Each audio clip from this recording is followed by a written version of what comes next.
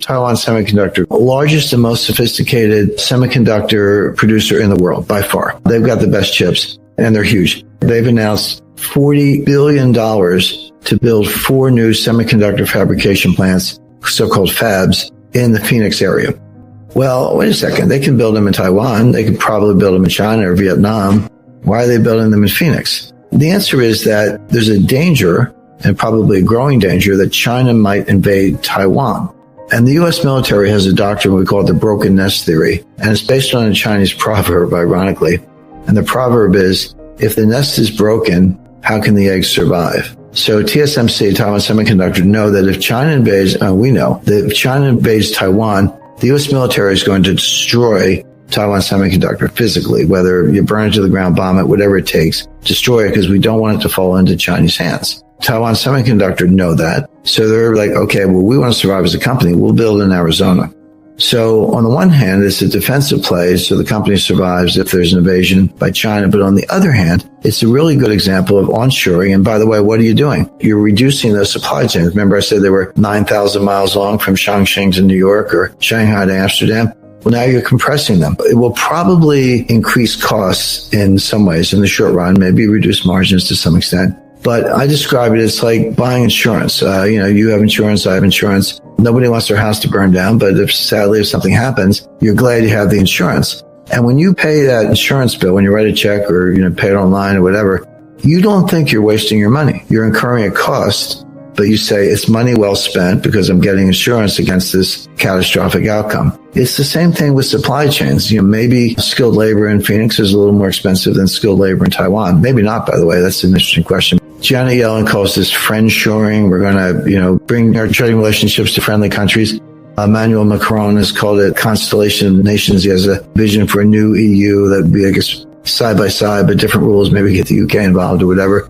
I refer to it in my book as the College of Nations. But basically the idea is, we'll still have supply chain, we'll have some outsourcing, we'll have trade, but it will be like a club. And to be in the club, you're going to have to be kind of a democratic, liberal, in the political sense, society with a good rule of law. That's an important part of it, that respects human rights. And that would be, the United States and Canada, Australia, New Zealand, Japan, Western Europe, probably India. People think it's this emerging market. Well, it is, but it's the largest democracy in the world, 1.4 billion people. So they'll be in the club and they'll trade with each other. But China will not be in the club because of, genocide and killing baby girls, 20 million baby girls, and ethnic cleansing and concentration camps and torture and a lot else. They'll be out of the club. They can form their own group and they may team up with ASEAN members, South Asian members, Central Asian republics, Russia, and others. But this will be probably more than a bipolar world, maybe a multipolar world of clubs who trade with each other inside the club, but not with members outside the club.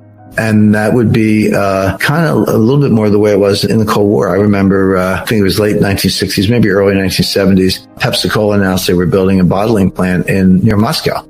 You would have thought that world peace had broken out. It was like, unbelievable. You get a Pepsi in Moscow. It was one bottling plant. It wasn't more than that. But that's how restricted trade was at the time. And Russia, traded, but they were pretty much just producing oil and, some basic commodity exports. But the world may be going back to a place like that because of, first of all, the need to build more robust, resilient supply chains, and also because for a variety of ideological and geopolitical reasons. The conventional wisdom is the 20th century was the American century. The 21st century is going to be the Chinese century or the Asian century, and they're going to blow past the United States in a matter of years in terms of being the world's largest economy, higher GDP, technology coming on stream, artificial intelligence, quantum computing, stronger military. They'll be at worst Western Pacific hegemon, if not a global hegemon, and it's all China and they're going to rule the world. Everything I just said is wrong, but that is the conventional wisdom, and you see variations of that all over the place.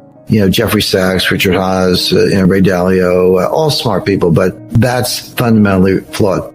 This is as good as it gets for China right now. They point to a number of reasons, and I can kind of go down the same list. I've done the same research. The water in China is poisoned. It's not just dirty. You got to clean it up before you can use it. It's poisoned. They don't have that much water to begin with, not enough for the size of the country. They've got a real estate collapse that makes what happened here in 2007. They've got massive defaults. And just to give you one example, in the U.S., when you buy a house, if you get a mortgage, the mortgage lender shows up at the closing, they give the seller the check, you sign the note, and they record it, and you've got a mortgage. In China, they have a mortgage system, but you take out the mortgage before the house is even built. And then you take the money and you give it to the developer and they use it to build the house. Well, guess what? The developer stole the money. They used it to cover other debts. The houses never got built, but you still have the mortgage. You signed the note, and the banks are trying to collect on mortgages from people who never got the houses. So the water's poisoned. Real estate sector, which is one of their biggest internal investment sectors, is collapsing. There's a dollar shortage. You see the reserves coming down, and they don't have the technological edge. Anything they've got, they stole from us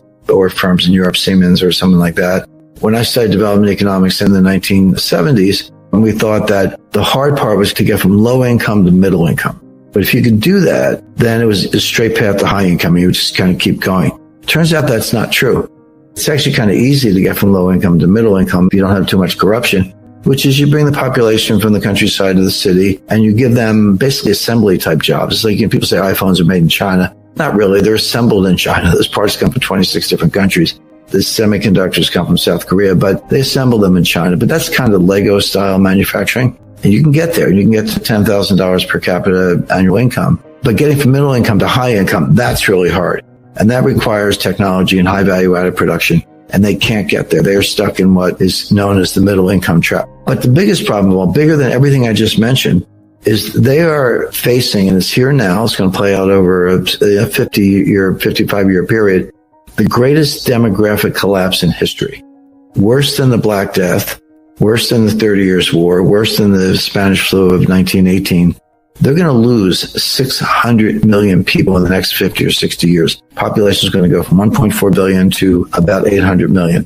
How do you maintain any kind of economy if you're going to lose 600 million people, which they are?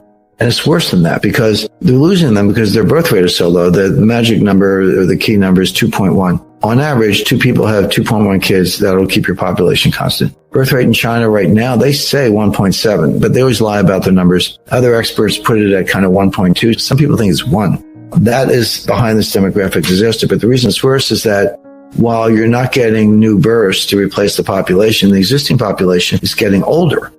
And hundreds of millions are moving into their 70s, 80s, and 90s. And then you need a large segment of the kind of what's called working age population, 25 to 54, as caregivers to the people in their 80s and 90s who are suffering dementia. Now, that's a very worthy occupation, but it does not lend itself to productivity gains. There's been no increase in productivity in giving someone a bath in 5,000 years. I mean, maybe, 1870, indoor plumbing and hot water. Nice going. But that's it. So you're taking productive people, putting them as caregivers, which does not lend itself to productivity increases. A large segment of your population is not productive at all. So the portion that's left who are actually productive working age people doing productive things keeps getting smaller. Some scholars estimate that that's actually inflationary because you're going to need to pay them more. And we did see this after the Black Death in the late 14th century, early 15th century. Returns to labor went up. Wages went up because there weren't enough workers.